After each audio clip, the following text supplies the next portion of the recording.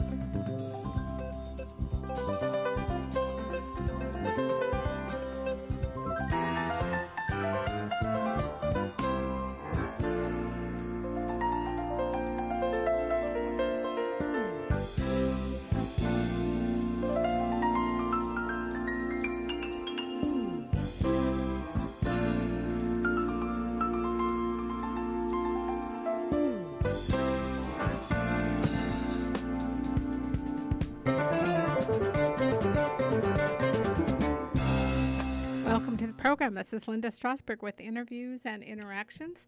Glad to have you with me today. I have a great guest, and we're going to talk about getting organized, and there's not a person out there that doesn't need this advice because we are overworked. We have so much to do every single day, and we only have 24 hours. That's the one thing that hasn't expanded is how many hours we have every day to do what we need to do. My guest today is a certified professional organizer, and I've never heard of that before, so I'm excited to ask her about that. And she provides coaching, and she has written many books. I want to just give you a list of the books that she's written: The Inefficiency Assassin, Less Stress for Teachers, Roadmap to Get Organized, and another Less Stress for Teachers. And she talks to physicians, artists, teachers, engineers, homemakers, business owners, and she travels all over at conferences and schools and nonprofits, and she shares her ideas to save time, and really that's saving your life. So let's welcome to the program Helene Segura. Helene, welcome to the program. Thank you. Thanks, Linda. Glad to be here.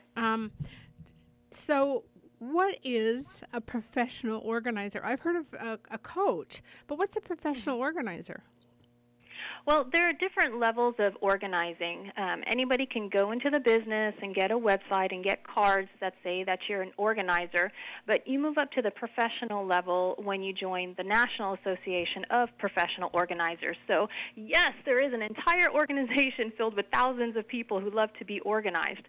And then for those who would like to move up in the industry, there is certification. And so that's what I chose to do. In order to get certified, you need to have 1,500 hours where you have taught people the organizing skills or time management skills, and they're paid hours within 3 years prior to taking a standardized national exam. And then every 3 years you get recertified.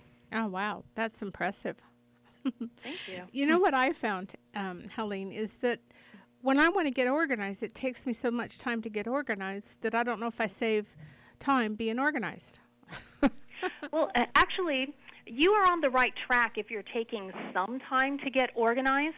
A lot of people will just dive into action because their brain is telling them, you need to get organized right now, and they go rush to the store to buy supplies, or they jump into a project and haven't really thought out what they need to do.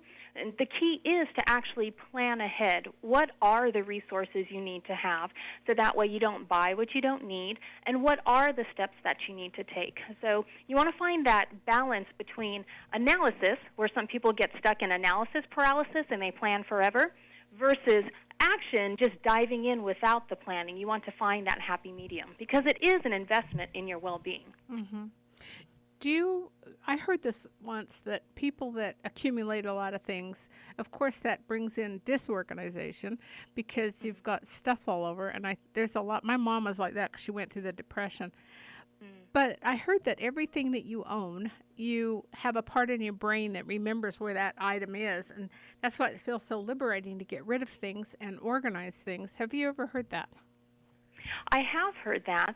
I haven't seen scientific research on it, but a lot of people believe that's the case. And the problem is that if your brain is actually doing that, it's doing it in both your conscious and your subconscious, and it's taking up valuable space. You need room in your brain in order to make decisions about new things that come into your life or new commitments that you're being asked to make. So that's why having so many possessions around you can be very heavy on you. It can place a great weight. And those are also things that you now need to take care of because they've come into your home or come into your office, so they are now your responsibility, which adds even more weight. What about saying something in and something out? Do you agree with that? Like if you buy something, Yes. you get rid of something. Absolutely. It's something in, something out, or the one in, one out rule. So if you purchase a new pair of shoes, well, a pair of shoes needs to go out. And let's just take the closet as an example. Let's say that you do have room for another pair of shoes, but maybe a suit can come out instead of that exact one-on-one trade-off. But the whole point is that when something new comes out, something else needs to leave in order to make space for it. Otherwise, you're just adding to the clutter, and you'll eventually drive yourself crazy. So do you see, I mainly asked you questions just now about somebody living in a home. So when you go to the workplace, that's where you can lose a lot of time, and you see people working overtime because they didn't get done what they needed to get done. What's your first piece of advice for somebody that's overworked, which most people are? Well, there are multiple first advices because there are so many things that need to happen. But what we first key in on would be, what are your primary job responsibilities? Because once you understand what it is that you're getting paid to do in your office, or if you own your own business, what is it that's going to bring in the revenue so that you can stay afloat? When you understand what those priorities are, that will help you in every way make better decisions about your time. And then once we've figured out the priorities, we start looking at a combination of calendaring and physical space, because both of those affect how you perform at work. Mm-hmm. Surroundings are, to me, a big, has a large effect on how I feel at work, what my surroundings are like. But sometimes they're kind of dictated to you. And I was wondering if you have control of your surroundings, what's the best way to be efficient? If you have control of your surroundings, the best way to be efficient is to keep your workspace as clear as possible. And this doesn't mean that it has to look absolutely pristine like a museum, like you don't do anything all day long. But you should be able to put your hands on whatever supplies or resources or information that you need in less than a minute.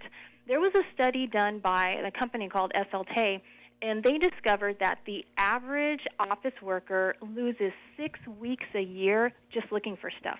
So it's not like they lose 6 weeks all at one time. It's a couple minutes here, a couple minutes there, and it adds up. And so it's absolutely critical that you understand what supplies and information you need to have at your disposal in order to work efficiently.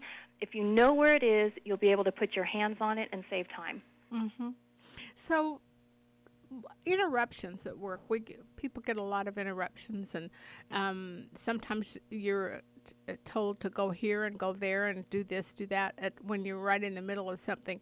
What's your advice on that about interruptions, and how can people pick up on the fact that you are organized and without being rude to anybody that interrupts?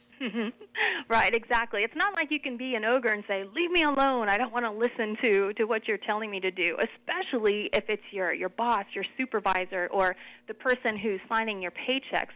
Ideally, you'd want to do prevention, and that means talking to your colleagues, the people in your department, having a team meeting and updating people on this is what I'm working on, this is the information I need from others, and these days and times are going to be my critical work time, so I'm going to be in do not disturb mode.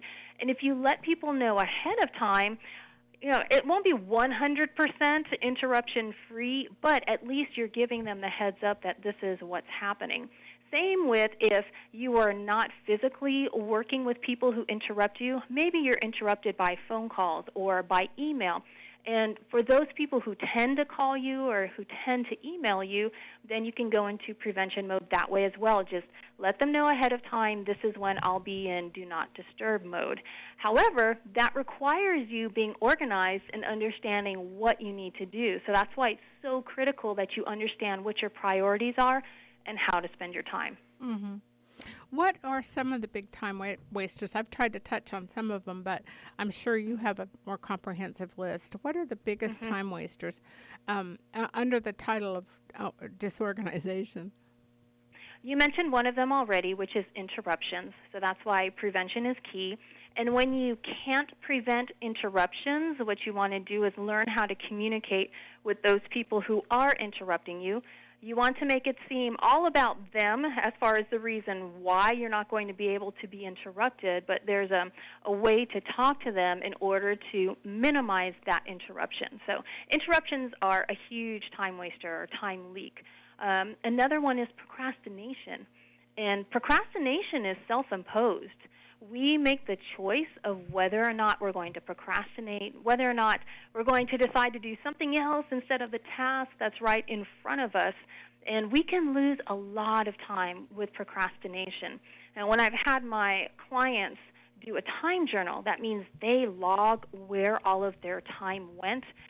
Preferably for a week. Most people only want to do it for a couple of days, and then they begin to see the light. They see how much time they lose from interruptions, procrastination, allowing themselves to be distracted, and then from that, they go into overwhelm and lose even more time because even though they have a million things to do, they just sit there in a panic, wondering, oh my gosh, what do I do next? There's too much. So interruptions, distractions, procrastination, and overwhelm, those are 4 of the biggest time wasters. Mm-hmm. I think sometimes overwhelm, when I look at that list, that's somewhat my Achilles heel, and I'm sure a lot of other people have that where they get overwhelmed. And I think now in this day and age, things are happening so fast, especially when you have your phone with you all the time. Right, exactly. You can look at that in your emails. So what's your advice on organizing, well, I don't want to say organizing as much as I want to say managing your connection with your phone and what you need to do? I encourage everybody to look at their phone, their device, their tablet as a tool and not the boss that's going to run the day. A lot of folks rely on this phone to be their brain. So this phone gives them reminders, and this phone gives all these notifications that somebody has emailed or texted or posted on Facebook or Twitter, and those interruptions will just distract us throughout the day. And so instead, I recommend that you set specific times for when you want to check your phone. So it's not like you're giving up your phone completely, but instead you're going to check your phone when your brain is ready to receive that information. Because each time we allow our phone to interrupt us, we're losing an average of 60 seconds in brain restart time because our brain is switching from one task to another. And that's why, if at all possible, you want to limit those notifications and then check your phone when you're ready. Now, for some people, they can get away with not checking their phone maybe just every 3 hours during the day, in the morning, at noon, and at the end of the day. Other people work in an industry where they need to be checking their phone at least every 10 minutes because they're expecting some critical information. So you really need to look at what the expectations are in your line of work, and then that's how often you can check that device so you don't let it control your day. So let's just say you're going on a trip, and I travel a lot for pleasure, and you're going on a trip. How would you get organized for travel? From a work point of view, I would let everybody know several weeks ahead of time when you're going to be out of town. Anybody who you normally work with on a project, anybody who hands off work to you, they need to know that you're leaving town, and then give them a deadline of several days before you're supposed to leave, and let them know, if you need me to do anything for you, I need it by such and such a date. That way you have a window of several days to get everything together for all those last-minute requests that will come in.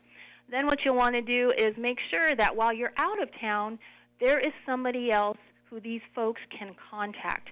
So is there a colleague within your department who can handle questions or customer service or whatever it is that you do? Is there some kind of emergency number that they can call instead? So you want to let them know ahead of time whether or not you're going to be totally in do not disturb mode, or if there's only going to be certain days where you're reachable by email or phone while you're out of town. And then hopefully a couple of days before you leave, on the personal side, you're packing up, you're getting all of your information and clothes together. That way you're not staying up all night long the day before you leave, and then you're completely wiped out your first day of vacation. Mm-hmm. So I was, something just came into my mind as you were talking. I would think that getting enough sleep is a big organizational tip, because I think when you're tired, everything seems to be behind the time that you're supposed to do it. Yes, you are absolutely right. Now, time management truly is all about mind management. That means that it's our brain that decides how we're going to use every single minute of the day. And if we're sleep deprived, that means that our brains will not be functioning at their highest capacity, so we tend not to make great decisions. That's why sleep is absolutely key.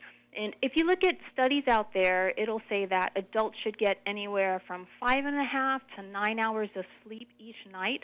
So ideally, you want to find your sweet spot. What is the number of hours that you need to sleep each night, and when you know you get that amount of sleep, you're going to be ready to rock and roll the next day. Because over a period of time, several days in a row of working late and not getting enough sleep, you're just dragging your body and your brain down.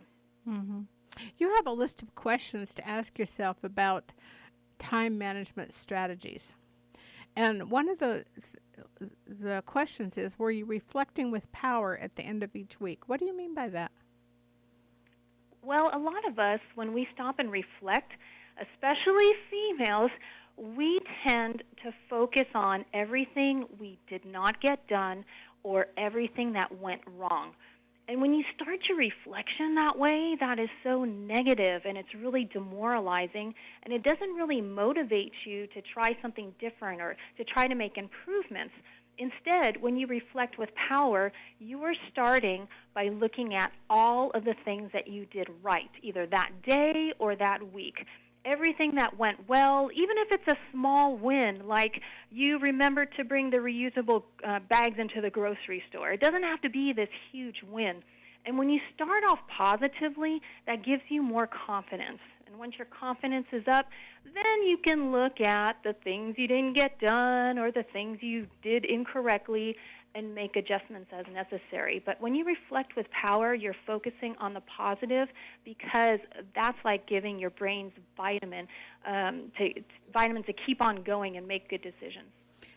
What part do you think fear places in procrastination? People put off fighting the dragon, and pretty soon that dragon starts breathing fire, and then it gets pretty scary.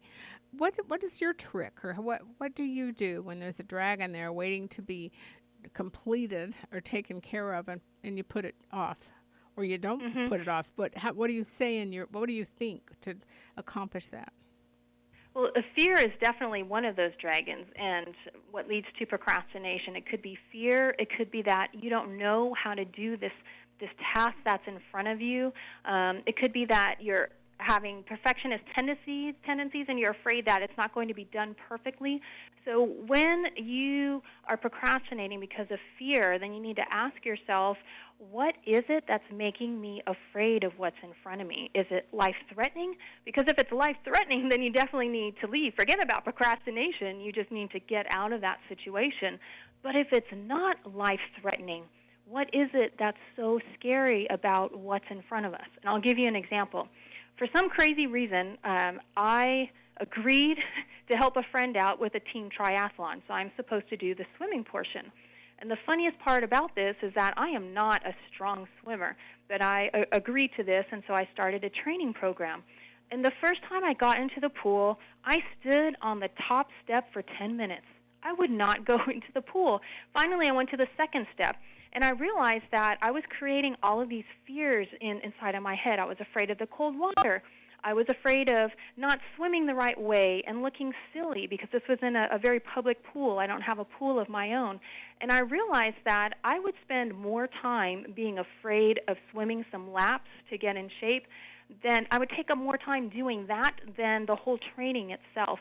So in the end, it took me almost 20 minutes to start doing those laps. It took me only 15 minutes to do the laps that I needed to do. But it's getting over that fear, facing that fear, and basically playing mind games with yourself and telling yourself, you know what, you just need to do this. Get it over with. That's really good advice. What when you've written your book and it's out on the market now, what kind of feedback are you getting about the inefficiency assassin? The feedback, the first point that most people make to me, besides thank you for the tips in there, is that they appreciated that the book was written for somebody who didn't have time to read an entire book. They realized that the table of contents is set up so that you can triage whatever your situation is and jump exactly to that chapter to figure out, okay, if I've got insomnia, then how do I get rid of it? If I'm late to meetings, how can I prevent that? If I am on the road and I need to have my go bag packed, how do I do that? So ideally, you would read the book in order, but if you don't have time yet, you can hop around to the chapters that you need until you start gaining back that time, and then go back and read it in order. So that has been some of the most positive feedback, just that it was structured so differently and nobody felt pressured to read it in order. They could get the answers that they needed. What have you ever met somebody that is addicted to chaos? I mean, I've heard people say, oh, I do my best work when I'm under pressure. And it seems like they create chaos because they like that. They're used to that kind of mode. Have you ever worked with anybody like that? Yes, I've worked with a few people like that, and what we start doing is a little Q&A session to figure out, is it the chaos that they enjoy, or is it the adrenaline inside that they enjoy? And for most people, it's the adrenaline that they enjoy, not the chaos that's going on around them. So we talk about where that adrenaline comes from, that feeling, that rush that they get when they're doing things at the last minute or when they're in a frantic hurry to get things done. We talk about how that feeling comes from the release of cortisol. Now, cortisol is a chemical that we all have in our bodies, but it's meant to be released when we are in a dangerous situation because it heightens our senses and it tells us to get out of there or, to go do what you need to do because there's danger. Cortisol is not meant to be released over long periods of time every single day because that chemical leads to high blood pressure, it leads to stress eating, which leads to being overweight, and over a number of years, it can lead to cognitive dysfunction. So once the clients hear, oh my gosh, when I feel that rush, that's what's happening to me, yes, that is what's happening. So we work on, instead of being addicted to the adrenaline, we change that addiction to how can you be addicted to peacefulness and calm and getting things done on time. That's so fascinating because I think I know a lot of people like that. I'm a manager outside of the radio show, and I see a lot of people that create their own chaos because, and they're usually really high energy people that do that kind of thing. So, you speak all over the world. Do you find that different places are under more pressure, or they want to get more done, or do we all the cultures that you've talked to in the different places you speak internationally? What have you noticed about different places in the world? Do some people seem to have a handle on it? I would say that there are some Asian groups that I've spoken to who do seem to have a handle on it, but then that's generalizing because it's just that particular group. There's still people within that culture who feel disorganization or who have problems with time management. In all the places that I've been, I've met people who have some kind of stress from being disorganized or from not being able to manage their time. But I would say overall, in my view, I think Americans seem to want to do more and work around the clock. It's just a different culture that we have here. Mm-hmm. Can you share with us your website and how people can find out more about you? And I'd just like to mention you're highly rated on Amazon. Your book is 5 stars, so people are getting a lot from your book, and I wanted to pass that on because that's where a lot of people buy their books. So what's your website, and how can people find out more about you? My website is theinefficiencyAssassin.com. And if you go there, you have my social media information about coaching, consulting, workshops, and keynotes. And if your listeners are interested in a productivity kit, if you scroll down to the bottom of that page, you can sign up for the Productivity Kickstarter Kit. And in there, I have a webinar on procrastination, so don't delay in watching it. And then I have time templates that I use with my clients for both journaling and planning. And there are a bunch of resources in there to help people get started. Fascinating and really helpful. So thank you so much for being with us and planning your time to share with us on a Saturday evening. Sometimes Saturdays it's hard for people because they want to have fun.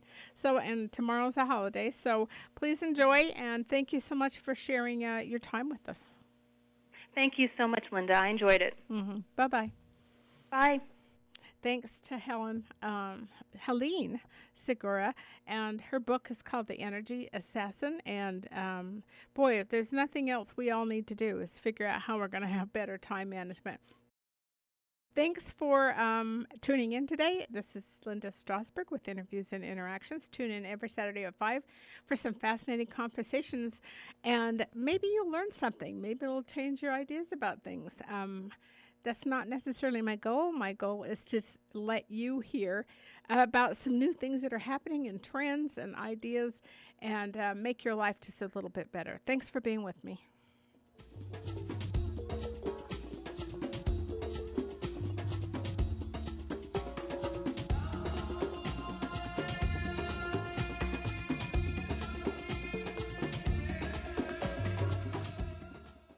Okay, girls, about finished with your lesson on money? Daddy, what is a buy-sell spread for gold coins? Well, when you sell a gold coin to a coin shop that's worth, say, $1,200, you don't actually get $1,200. But don't worry, we're members of UPMA now, so we don't have to worry about that. Daddy, what if somebody steals our gold? We don't have any gold at the house. It's stored safely in the UPMA vault, securely and insured. But the S&P 500 outperformed gold. Daddy, gold is a bad investment. Some people do think of it that way, but actually, gold is money. And as members of the United Precious Metals Association, we can use our gold at any store, just like a credit card. Or I can ask them to drop it right into Mommy and Daddy's bank account, because we're a UPMA member family. Find out more at upma.org. That's upma.org. Cottonwood Place Senior Living. Your next beautiful home is waiting just for you. It's decorated so beautifully. It's warm, it's welcoming, and they take such good care of her. I have not met a staff member I didn't love, and I didn't just know that they had Dad's best interests at heart. I've had opportunities to work elsewhere, but this is where I want to be because it's home for them and it feels like home to me. Cottonwood Place Senior Living. Call now and ask about our monthly special. 801-947-7400. That's 801-947.